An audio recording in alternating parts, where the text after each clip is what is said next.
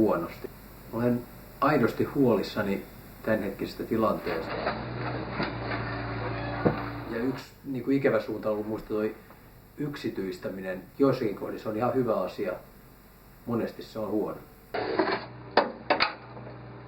Arvostan suomalaista yhteiskuntaa hyvin paljon ja olen nähnyt ulkomailla, mihinkä johtaa tuommoinen enemmän oikeistolainen politiikka.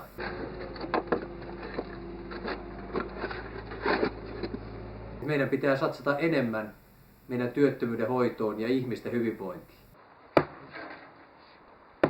Kaiken kaikkiaan yhteiskunnan hyvinvoinnin kannalta on tosi tärkeää, että perheet voi hyvin.